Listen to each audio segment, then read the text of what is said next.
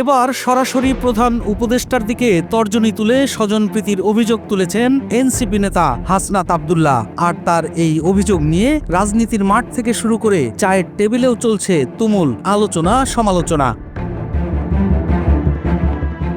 বর্তমান সরকারকে ছাত্ররাই বসিয়েছে, এটা সকলেরই জানা।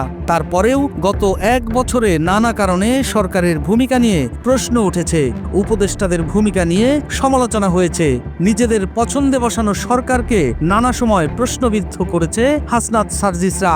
অনেকে সেসবকে আইওয়াশ মনে করলেও এবার হাসনাত যা বললেন তাকে কি বলা যায়। ৫ আগস্টের পর দেশের স্বাস্থ্য খাত সহ অন্যান্য সকল সেক্টরে পরিবর্তন আসবে, এমনটাই আশা করেছিল দেশের মানুষ। নতুন সরকার গঠনের পর সে সময় স্বাস্থ্য খাতে পরিবর্তন আনার প্রতিশ্রুতি দিয়েছিলেন স্বাস্থ্য উপদেষ্টা। তেমন আশ্বাসও ছিল আন্দোলনের নেতৃত্ব দেওয়া নাহিদ হাসনাত সার্জিসদের কণ্ঠেও।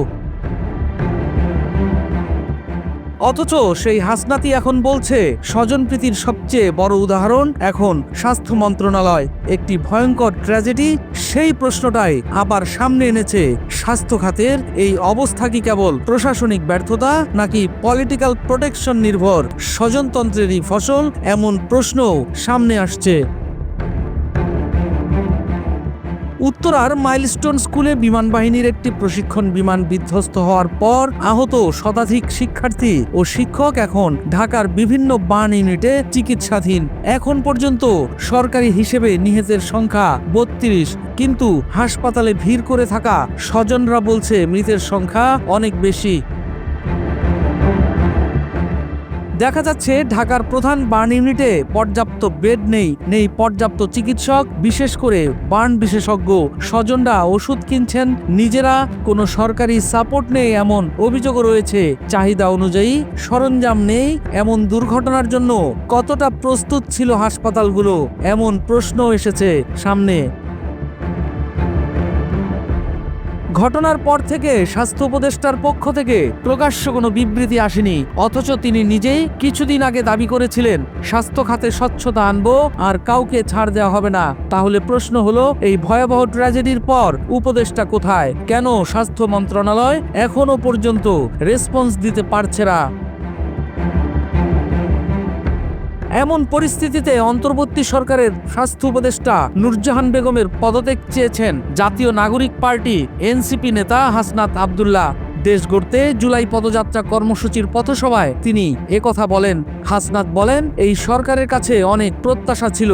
অভ্যুত্থানের পর আমরা রাষ্ট্র ব্যবস্থাকে ঢেলে সাজাতে চেয়েছিলাম, কিন্তু দুঃখের বিষয় আমাদের স্বাস্থ্য ব্যবস্থা আগের মতোই, আইন শৃঙ্খলা ব্যবস্থাও আগের মতো। একজন স্বাস্থ্য উপদেষ্টা আছে, চেনেন ওনাকে? এমন প্রশ্ন করে হাসনাত বলেন, উনি ডক্টর মোহাম্মদ ইউনূসের ভাই ব্রাদার কোটায় আসছেন। ডক্টর মোহাম্মদ ইউনূসের স্বজনপ্রীতির সবচেয়ে বড় উদাহরণ স্বাস্থ্য উপদেষ্টা। হাসনাত বলেন, সব সময় বলে আসছি এই স্বাস্থ্য উপদেষ্টার কোনো প্রয়োজন নাই। বিশ্লেষকরা বলছেন, স্বাস্থ্য উপদেষ্টার সাথে প্রধান উপদেষ্টার ঘনিষ্ঠতা তাকে অভেদ্য করে তুলছে। ফলে প্রশাসনিক ব্যর্থতা হলেও জবাবদিহিতা এড়িয়ে যাওয়া সহজ হয়ে যায়। প্রশ্ন উঠেছে, মাইলস্টোনের আগে জুলাই অভ্যুত্থানে যারা আহত হন তাদের ক্ষেত্রেও চিকিৎসা ব্যবস্থা ছিল প্রশ্নবিদ্ধ। অনেকে সময় মতো ভর্তি হতে পারেনি, কেউ জরুরি অস্ত্রোপচার পাননি, এখনো অনেকেই বিনা চিকিৎসায় বাড়িতে রয়েছেন। এই প্রশ্ন এখন তীব্র হয়ে উঠেছে। স্বাস্থ্য ব্যবস্থা কি উপদেষ্টার নিয়ন্ত্রণে নেই, নাকি ক্ষমতার আশ্রয়ে তিনি দায় এড়ানোর অবস্থানে আছেন? বিশ্লেষকরা বলছেন, এটা শুধু একজন ব্যক্তির ব্যর্থতা নয়, এটা গোটা নীতি নির্ধারণ কাঠামোর সমস্যার প্রতিচ্ছবি। যখন স্বজনপ্রীতি দক্ষতার জায়গা দখল করে নেয়, তখন হাসপাতালেও রাজনীতি ঢুকে পড়ে, আর মূল্য দিতে হয় সাধারণ মানুষকে। দেশ একের পর এক দুর্ঘটনায় কাঁপছে, শিশুদের কান্নায় হাসপাতালের বারান্দা কাঁপছে, কিন্তু সিদ্ধান্ত গ্রহণের জায়গায় থাকা মানুষগুলো কি আদৌ কাঁপছে?